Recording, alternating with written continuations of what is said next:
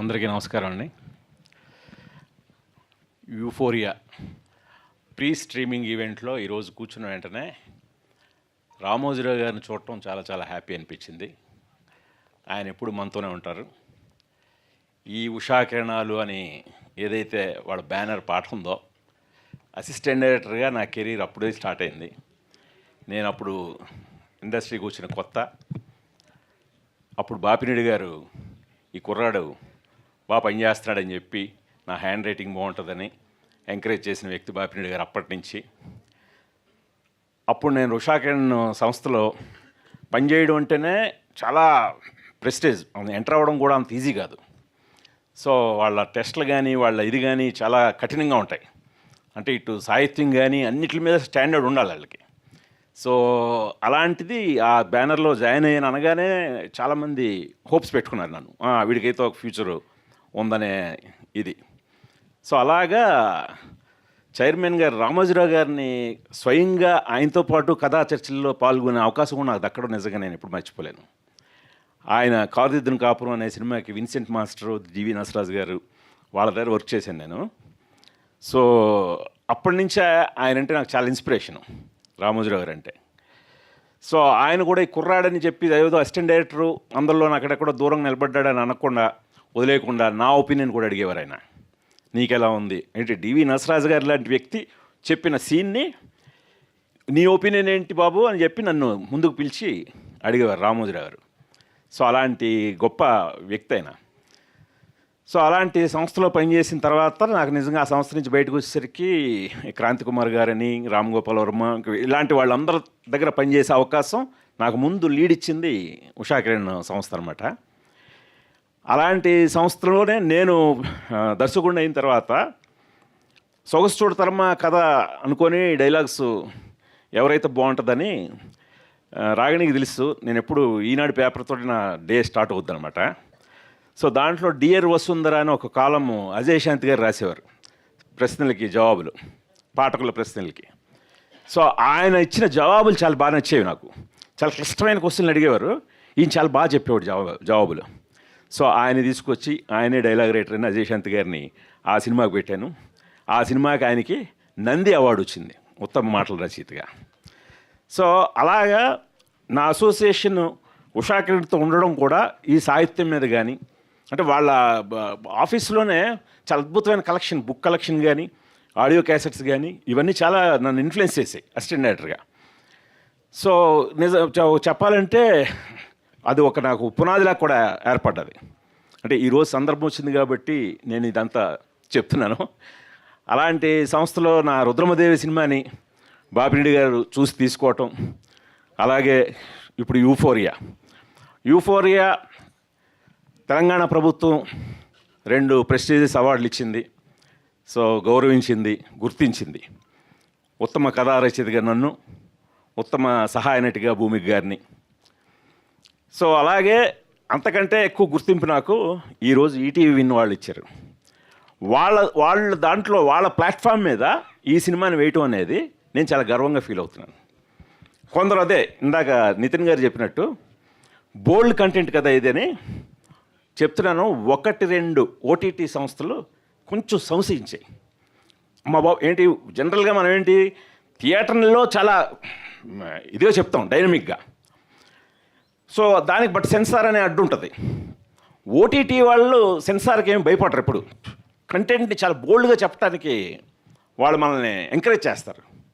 అలాంటి వాళ్ళే 1-2 ప్లాట్ఫామ్లు చాలా బాగుంది సార్, అసలు మా బాబాయ్ చాలా షాకింగ్గా ఉంది, చాలా డైనమిక్గా ఉంది, ఏంటి తెలుగు సినిమా ఇలా తీసారేంటి, ఇంత నిర్భయంగా, ఇంత ఉన్నట్టు, ఇంత నేకెడ్ ట్రూత్ ఇలా చెప్పేశారే అని సంశయించారు. వీళ్ళు చూశారు. ఇందా నితిన్ గారు చాలా మంచి మాట చెప్పారు. బోల్డ్ అంటే విజువల్గా చెప్పేది కాదు, కంటెంట్ రూపంలో చెప్పేది. బల్లగుద్ది చెప్పారు సార్, లేకపోతే ఆ రోజు ప్రతిఘటనలో ఆ పాట వచ్చేదా, ఈ దుర్యోధన దుశ్శాసన అనే పాట వచ్చేదా? ఆ పాటలో జూమ్ దేనికి వెళ్తుంది, మొత్తం క్లాప్స్ కదా థియేటర్లో. ఒక్కసారి ఆ రోజు షేక్ అయిపోలేదు మనం, ఏంటి ఇంత బోల్డ్గా తీసారేంటి తెలుగు సినిమాలో అలాంటి ఒక సాంగ్ కానీ దాంట్లో చూపించిన విజువల్స్ కానీ ఒకసారి షేక్ అయిపోయాం కదా అందరం. ఆ తర్వాత ఈవెన్ ఒక చిత్రం లాంటి చాలా థాట్ ప్రొవోకింగ్ ఆ రోజుకి చిత్రం అనే సినిమా థాట్ నిజంగా ఒక తేజ అనే ఒక కొత్త కుర్రాన్ని ఎంకరేజ్ చేసి రామోజీరావు గారు ఆ కథను తీయమండం అది గొప్ప రెవల్యూషనరీ థాట్ అండి అది. సో అలాంటి ఎన్ని తీశారు. ఇందాక మీరు నాగేంద్ర కుమార్ గారు చెప్పినట్టు మయూరి కానీ మౌన పోరాటం కానీ అలాగా వాళ్ళు అంటే ఊరికినే నిర్మాతలు అవ్వలేదు. వాళ్ళు ఎలాగైతే ఈనాడుకు ఒక అద్భుతమైన ఒక స్టాండర్డ్ ఉందో, ఒక మంచి మన మధ్యలో జరిగే సమాజంలో జరిగే సంఘటనలనే తిరిగి మనం ప్రజలకు అందించాలనే ఉద్దేశంతో ఎన్నో ట్రూ స్టోరీస్ తీసేరాళ్ళు. అదే నాకు స్ఫూర్తి. ఆ స్ఫూర్తితోనే ఈరోజు నేను యూఫోరియా తీయడానికి కూడా అన్నీ నిజ జీవిత సంఘటనలే, ఆల్మోస్ట్ 90% నిజ జీవిత సంఘటనలే. సో దాన్ని బేస్ చేసుకుని ఈరోజు తీయడం జరిగింది.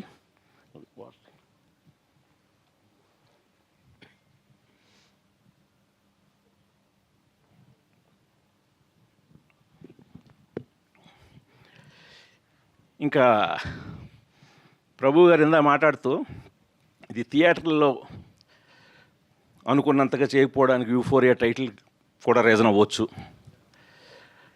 కరెక్టే.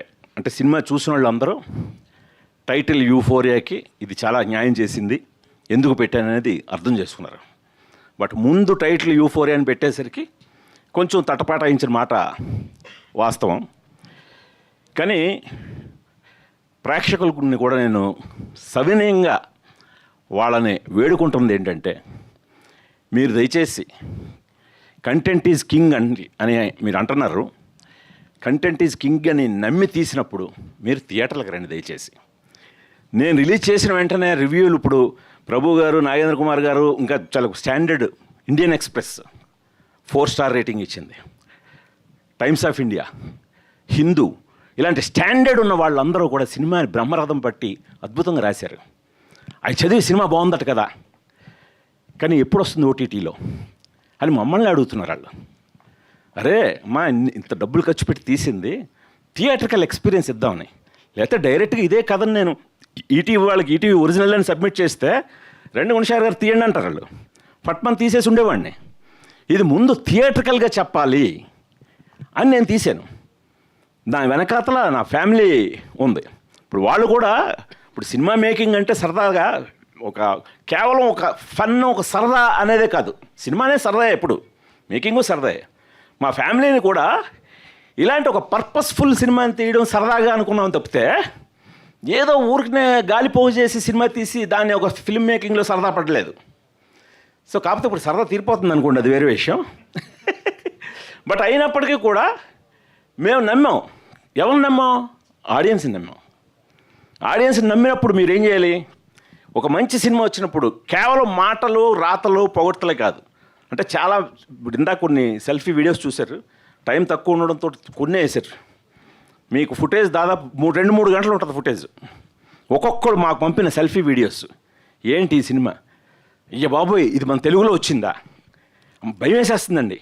ఒక రిటైర్డ్ టీచర్ వెన్నులో వణుకు పట్టిందండి నాకు మొదటి నుంచి చివరి వరకు. అమ్మ ఇంకా ఏం జరుగుతుంది, ఇంకా ఏం జరుగుతుంది, ఇంకా ఏం జరుగుతుందని. ఒక టీనేజ్ అమ్మాయి చాలా కరెక్ట్గా చెప్పారండి.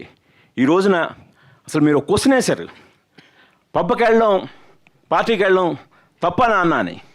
ఏ డైరెక్టర్ ఇలాంటి క్వశ్చన్ అడగలేదండి, ఒక అమ్మాయి చేత అడిగించలేదు, మీరు అడిగించారు. మారుతున్న కాలంలో ఎవరికి వాళ్ళకి లిమిటేషన్స్ ఉంటాయి. ఇప్పుడు మన పరిధిలో మనం జీవించాలి ఈ సభ్య సమాజంలో, ఆ కాన్షియస్ మాకు ఉంటుంది. కానీ ఎవరు ఎలాంటి ఇంత ధైర్యంగా క్వశ్చన్ అడగలేదు. అప్పటి నుంచి ఎండ్ వరకు అసలు ఆ అమ్మాయి చైత్ర ట్రావెల్ చూస్తే మామూలుగా లేదండి. అమ్మాయి క్లోజర్ ఇచ్చారు మీరు. అంటే ఒక అమ్మాయి జీవితం నాశనం అయిపోతే ఇప్పటివరకు ఏ కథా రచయిత అన్నా ఆ అమ్మాయి జీవితం నాశనమే, ఇంక అయిపోయింది. ఆ అమ్మాయి జీవితం నాశనం, ఇంకెందుకు పనికిరాదు. ఆ అమ్మాయి కళలు కానీ గిలలు కానీ అన్నీ నాశనమే. ఇలాగే తీశారండి, ఇలాగే చూపించారు. కానీ అలా నాశనం అయిపోయిన అమ్మాయి జీవితాన్ని మీరు వెనకాల దేవుళ్ళ చూపించారు. ఒక అమ్మాయి అంది ఈ మధ్య ఎండ్లో విశ్వరూపాలు, దేవుడు విశ్వరూపాలు చూపించి ఆడియన్స్కి ఒక పూనకాలు తెప్పించి సినిమాలు హిట్ చేస్తున్నారండి. మరి నేను కూర్చొని థియేటర్లో తక్కువ మంది ఉన్నారు, కానీ నాకు పూనకం వచ్చిందండి. నేను దేవుడిని చూశాను. క్లైమాక్స్లో నాకు దేవుడు కనబడ్డాడండి ఆమె రూపంలో. ఇలాగా ప్రతి అంశాన్ని వాళ్ళు పట్టుకొని వాళ్ళు ప్రశంసిస్తున్నారు. ఇవన్నీ దేనికి? నాకు పర్సనల్గా సెల్ఫీ వీడియోలోనూ నా ట్విట్టర్లోనో ఇన్స్టాగ్రాముల్లోనో నాకు డిఎంల్లోనో పెట్టడానికి కాదు కదా. మీ అందరూ చూసి 10 మందికి చెప్తే థియేట్రికల్గా మీరు దాన్ని ఆదరిస్తే ఇంకా దీనికి అప్పుడు కదా మేము పడే తృప్తి. లేకపోతే ఈ సినిమాకి ఎందుకు భూమికి గానే ఎందుకు పెట్టి తీయాలి, ఈ విఘ్నేష్ అనే ఈ కుర్రాన్ని ఎందుకు పెట్టి తీయాలి? నేను అడిగితే రీజనబుల్ ఎనీ హీరో నాకు డేట్స్ ఇస్తాడు కదా. కానీ కథను తీయాలనుకున్నాను, సినిమా తీయాలనుకోలేదు. కథను తీయాలనుకున్న అలాంటి దర్శకుడిని ఎంకరేజ్ చేయండి దయచేసి. చాలామంది అలాంటి వాళ్ళు ఉన్నారు. ఆడియన్స్ని కూడా తప్పట్టట్లేదు నేను. ఇప్పుడు మన పరిశ్రమ చాలా పెద్ద తప్పు ఉందని అనిపిస్తుంది నాకు. సినిమా ఇండస్ట్రీలో కూడా మనం ఏమైపోయామంటే పరిగెడుతూ మనం ఒకసారి చెక్ చేసుకోవట్లేదు. కోవిడ్ తర్వాత ఓటీటీ అనేది వచ్చి సినిమాని కబళించేసినప్పుడు దాని మాయలో పడిపోయాం. అది నిన్ను కోట్లు ఆఫర్ చేసేస్తుందే అని జస్ట్ ప్రపోజల్ మేకింగ్, వాళ్ళ కోసం కోట్లు అని దాన్ని దోచేసుకొని ఎలా అలవాటు చేస్తాం ఆడియన్స్కి. వెంటనే సినిమా వచ్చేస్తుంది థియేటర్లో రిలీజ్ అయినా 1 monthలోనే వచ్చేస్తుంది. అప్పుడు ఎందుకు థియేటర్కి వెళ్దాం? థియేటర్కి పెద్ద హీరోలు ఉంటే వెళ్దాం. ఈ చిన్న ఇవన్నీ ఎందుకు థియేటర్కి? పెద్ద హీరోల దగ్గరికి థియేటర్కి వెళ్ళేసరికి వాళ్ళు డబ్బులు అయిపోతున్నాయి. ఇప్పుడు పండగ జనవరిలో 3-4 సినిమాలు బాగా ఆడాయి. ఫిబ్రవరి 1st వీక్లో జీతాలు అందే వీక్ కదా, మంత్ బిగినింగ్, అందరూ మంచిదే అన్నారు. కానీ ఆశించినంత ఎందుకు కలెక్షన్ లేవనేసరికి పండగప్పుడు పెద్ద సినిమాలు చూసేశారు కదా సార్. సో అంటే ఇప్పుడు అలాగా వాళ్ళు వన్స్ పెద్ద సినిమాలని థియేటర్లో చూద్దాం, ఇలాంటి కంటెంట్ సినిమాల్ని ఓటీటీలో చూద్దాం. ఎందుకంటే 4 వారాలు వచ్చేస్తుంది. 4వ వారంలో రావడానికి కారణం ఎవరు? మనం. సో దాన్ని ముందు బ్రేక్ చేయాలి. మినిమం 3 నెలల వరకు ఓటీటీలు రాకూడదు సార్. అప్పుడు సినిమా అనేది బతుకుతుంది, అప్పుడు థియేటర్కి వస్తారు. ఎందుకంటే ఇప్పుడు ఓటీటీ వాళ్ళు కూడా మరి రిలీజ్ అయ్యారు కదా, వాళ్ళు ఏమంటున్నారు? థియేట్రికల్ పెర్ఫార్మెన్స్ని బ్యారేజ్ చేస్తున్నారు వాళ్ళు కొనడానికి. అంటే వాళ్ళు కూడా థియేట్రికల్గా ఇది ఆడాలంటున్నారు. ఇది ఆడాలంటే ఆల్రెడీ కిల్ అయిపోయింది బాబు, ఇక్కడ ఆల్రెడీ థియేటర్ అనేది కిల్ అయిపోయింది. సో అందుకని ఇప్పుడు ఈ టైంలో ఖచ్చితంగా 3 నెలలు మినిమం అనేది పెట్టి తీరాలండి. పెడితేనే అప్పుడు ఖచ్చితంగా థియేటర్ సినిమా బాగుందన్న సినిమాకి వస్తాడు. ఇప్పుడు బాగుందన్న సినిమా కూడా రావట్లేదే. సో ఇది ఖచ్చితంగా ఇటు ప్రేక్షకులకి నా వినపమే కాకుండా పరిశ్రమకు కూడా నేను సవినయంగా మనవి చేసుకుంటున్నాను. నేను ఎప్పుడు వాళ్ళ మీటింగ్లు గాటికి వెళ్ళను, కానీ ఈ సందర్భాన్ని నేను వాడుకొని చెప్తున్నాను. ఖచ్చితంగా థియేటర్ని బతికించండి. అప్పుడు మనం థియేటర్ల కోసం తీద్దాం, లేకపోతే డైరెక్ట్గా ఓటీటీలకే తీసుకుందాం. ఎందుకు థియేటర్లు ఎందుకు? దయచేసి నా రిక్వెస్ట్ని మన్నించండి. ఇక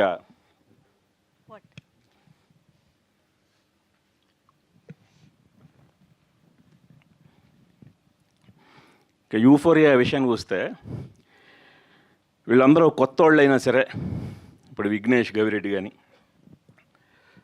లిఖిత ఎలమంచిలు కానీ, లిఖిత్ నాయుడు కానీ, పృథ్వీరాజ్ అడ్డాల కానీ, వీళ్ళందరూ అరే ఈ డైరెక్టర్తో పనిచేస్తే మనకు ఒక మంచి గుర్తింపు వస్తుంది అని వాళ్ళు కూడా ఆల్మోస్ట్ ఒక సంవత్సరంన్నర పాటు నమ్ముకొని ఈ రోజున మీ అందరూ ప్రతి రివ్యూల్లో అందరూ చెప్పిన మాట, ఆర్టిస్టుల పెర్ఫార్మెన్స్ చాలా బాగుంది, ప్రతి యాక్టరు తనకి ఇచ్చిన పాత్రని చాలా బాగా పోషించాడు అని చెప్పి అందరూ ప్రశంసిస్తున్నారంటే దాని వెనకాతల వాళ్ళందరూ కూడా చాలా కృషి ఉంది.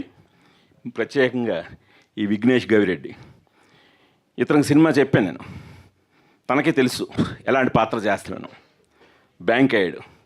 ఇప్పుడు వన్స్ రిలీజ్ అవ్వటం ఏంటి, కోకొల్లలు నేను ముందే చెప్పాను నీకు చాలా వచ్చేస్తాయి ఆఫర్లని, అలాగే వచ్చేసాయి. కానీ ఇప్పుడు కరెక్ట్గా ఆచితూచి అడిగేయమన్నాను, అలాగే ఆచితూచి అడిగేస్తున్నాడు. ఇప్పుడు అతని కథతో ఇప్పుడు ఎలా అయిపోయాడంటే, ఇప్పుడు ఇందాక నా పక్కన కూర్చొని సార్ అమ్మో మన కథ తర్వాత వేరే కథలు ఏవి నాకు ఎక్కట్లేదు సార్ అన్నాడు. అంటే ఒక కథ తాలూకు స్టాండర్డ్ ఏంటనేది అతను చూసి ఇప్పుడు అతన్ని ఓకే చేయాలంటే ఈవెన్ నాకే కష్టమేమో అనే రేంజ్కి అతను ట్యూన్ అయ్యాడు. సో అలాగా నువ్వు అలాగే ఉండు, ఏం తొందర లేదు. నేను వెతుక్కుంటూ వచ్చాను కదా, అలా నిన్ను వెతుక్కుంటూ ఈ పెర్ఫార్మెన్స్ ఇతనే ఇవ్వగలడు అని చెప్పి నీ దగ్గరికి వస్తారు.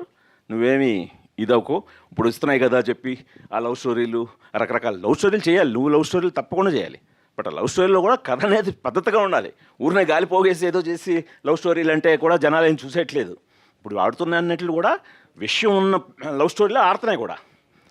సో అలాగా ఇతను కానీ ఇంకా సారా అర్జున్ ఇప్పుడు దురంధర్ వేవ్ తోటి ఆ అమ్మాయిని చూశారు అందరూ. అసలు అంటే దురంధర్లో పాత్రకి యూఫోరియాలో అమ్మాయి వేసిన చైత్ర పాత్రకి అసలు పొంతం లేదు. సో అందులో ఎంత ఇదిగా చేసిందో దీంట్లో ఎంత సెన్సిటివ్ గర్ల్గా చేసిందండి అని చెప్పి ఇప్పుడు థియేటర్లో చూసిన వాళ్ళు చాలామంది ఆ అమ్మాయికి బాగా ఫ్యాన్స్ అయిపోయారు. నాకు తెలిసి ఈరోజు రాత్రి 12 దాటాక యూఫోరియా చూసి ఇంకా ఆమెకి ఫ్యాన్ బేస్ పెరుగుతుంది.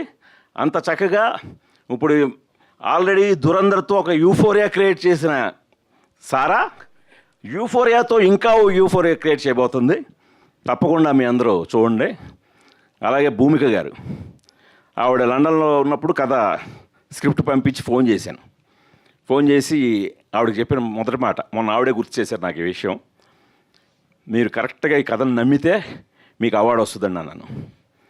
ఎగ్జాక్ట్గా ఆమె మొన్న అవార్డు అందుకున్న గద్దర్ అవార్డు అందుకున్న మన్నాడు ఫోన్ చేసి అది గుర్తు చేసింది.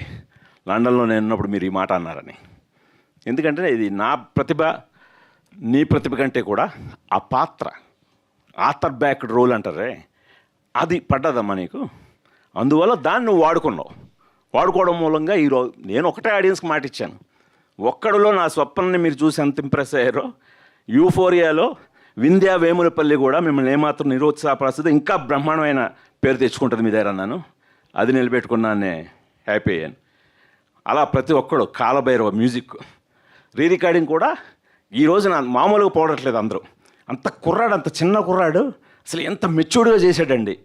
ఆ క్లైమాక్స్ ఆర్ఆర్కి అయితే అందరూ కూడా అసలు చాలా అద్భుతంగా ఇచ్చాడని చెప్పి, అంటే మామూలుగా పెపీ మ్యూజిక్ ట్రెండీ మ్యూజిక్ ఇచ్చేయడం ఈజీ. సో ఒక స్టాండర్డ్ మ్యూజిక్ ఆ ఎమోషనల్ రీల్ మొత్తం అది క్లైమాక్స్ దాన్ని చాలా అద్భుతంగా ఎలివేట్ చేశాడని. అలాగే ప్రవీణ్ కే పోతన్ అని ఒక కెమెరామెన్ ఇంట్రొడ్యూస్ చేశాను. తను కొత్తగా విజువల్స్ అన్నీ కూడా చాలా కొత్తగా ఉన్నాయి. చాలా అంటే న్యూ ఏజ్ ఫిలింలా కనిపించింది అనడానికి కూడా అతను రీజను.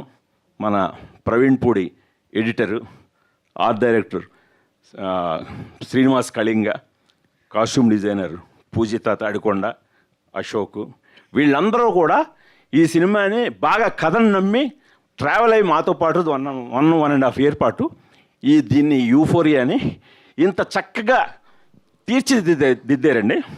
ఇది ఇప్పుడు ఆడియన్స్ వంత అయిపోయింది థియేటర్కల్. ఇప్పుడు మీరు ఓటీటీలో ఇందాక నితిన్ గారు అన్నట్టు ఇప్పటివరకు మీరు ప్రీమియర్ చూశారు, పెయిడ్ ప్రీమియర్లు చూశారు. అసలైన సినిమా ఈటీవీ విన్లో April 2 అంటే రేపు ఈ 1వ తేదీన ఈరోజు రాత్రి 12 గంటలు దాటిన తర్వాత ఈటీవీ విన్లో యూఫోరియా తాలూకు అసలైన శబ్దం చూస్తారు మీరు. నేను మాటిస్తున్నాను, మీ అందరూ కూడా తప్పకుండా చూడండి. చూసి ఈ సినిమాని మీరు వాళ్ళు నాకు రిపోర్ట్ అందించాలి వచ్చి, సార్ ఇన్ని మినిట్స్ ఇన్ని వ్యూస్. ఎందుకంటే ఇప్పుడు మీరు చూసే వ్యూస్ మీద కూడా నాకు డబ్బులు రావడం ఆధారపడి ఉంది. సో వాళ్ళు వచ్చి నితిన్ గారు వచ్చి సాయికృష్ణ గారు వచ్చి, సార్ ఏంటి సార్ మాకు అలా ఇలా లేదు అని చెప్పి ఇగో రిపోర్ట్స్ వ్యూస్ ఇన్ని ఉన్నాయండి. అందుకని దయచేసి మీ అందరూ కూడా తప్పకుండా చూడండి. నేను రిక్వెస్ట్ చేస్తున్నాను, మా కుటుంబ సమేతంగా రిక్వెస్ట్ చేస్తున్నాం. మీరు చూసారు కదా, ఇందాకే చెప్పాను కదా, మేము ఏదో డబ్బుల కోసం ఏదో సరదా కోసం అయితే మేము నా ఫ్యామిలీకి చక్కగా వేరే హీరోని పట్టుకొని ఏదో సినిమా తీసేవాడిని. మా యుక్త దగ్గర నుంచి నీలిమ, రాగిణి ఈ కథ రాస్తున్న క్షణం నుంచి ఈ క్షణం వరకు కూడా ప్రతి దీంట్లోనూ వాళ్ళ తాలూకు కంట్రిబ్యూషన్ ఉంది. సో అందుకని మీ అందరూ కూడా మీ ఇంటిల్లపాది, మా ఇంటిల్లపాది ఎలాగైతే ఒక మంచి కంటెంట్ని మీకు అందజేయాలని అనుకున్నాం. ఇందాక రాగిణి తాలూకు ఇది చూశారు కదా, సినిమా స్పీచ్ కాదు అది, తను ఎమోషనల్గా తను ఏమనుకుందో అది చెప్పింది. యాజ్ ఇట్ ఈస్గా మా ఇంటిల్లపాది ఏదైతే ఫీల్ అయ్యామో మీ ఇంటిల్లపాది కూడా ఈ సినిమా చూసి అదే ఫీల్ అవుతారని నమ్ముతున్నాను. థ్యాంక్ యూ, నమస్కారం.